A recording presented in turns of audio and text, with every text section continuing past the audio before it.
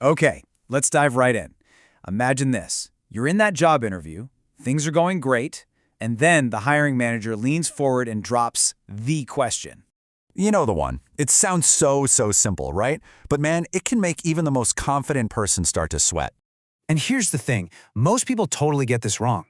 But you gotta nail it because this isn't just small talk. This is your opening act. It's your prime opportunity to tell them, hey, I'm the one you've been looking for. So let's get into it. Why do they even ask this question? What are they really looking for? Well, I can tell you what they're not looking for, your entire life story, starting from kindergarten. Nope.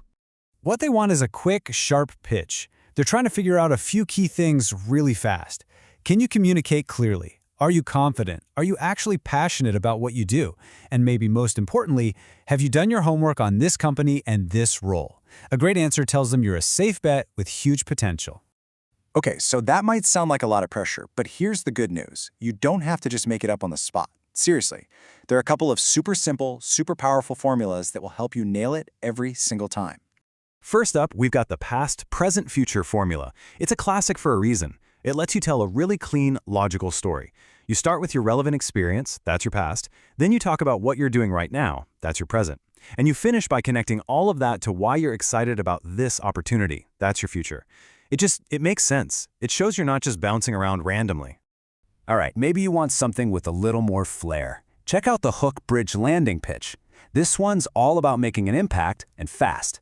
You've got 30 seconds for the hook to grab their attention, then a minute for the bridge, where you connect your skills to the job, and finally 30 seconds to land it by showing your excitement for the role.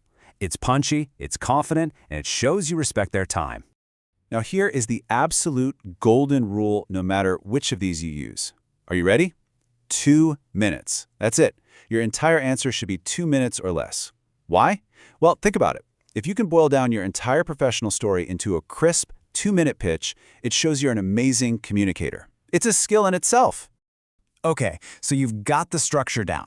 But what do you actually say?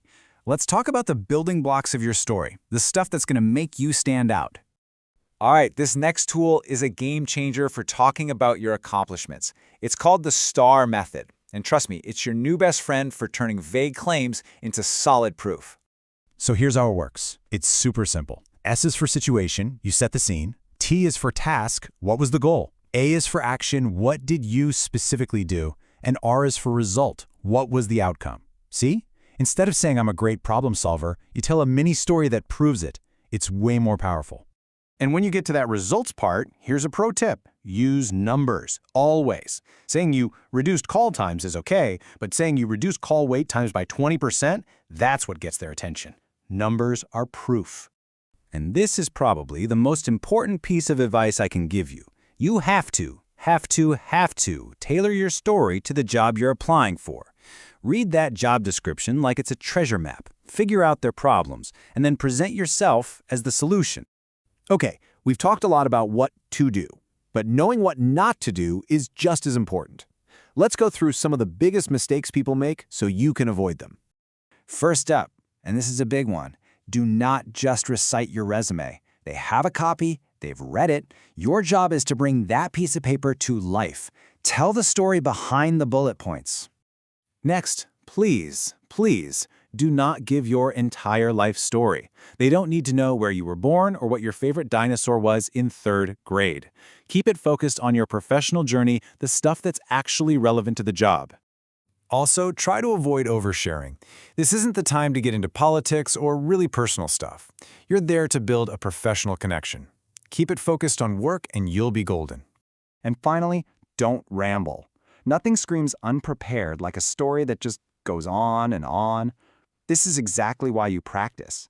Get your pitch down, keep it tight, and stick to that 2-minute rule. It shows confidence. All right, enough theory.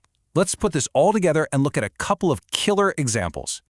Okay, here's one for someone with some experience. I mean, look at this. It's short, it's got that awesome number in there, reduced wait times by 20%, and it clearly ties her skills to what the company needs. It's just chef's kiss. Perfect. Now, what if you're just starting out? Here's an example for a recent graduate. See how it focuses on their education and internship experience? It shows they're eager, they're passionate, and they're ready to hit the ground running. You don't need a decade of experience to have a great story. So look, the next time an interviewer asks you to tell me about yourself, don't panic. Don't see it as some scary test. See it for what it is, an invitation. It's your chance to step up, tell your story, and show them without a doubt that you are the person they've been hoping to find.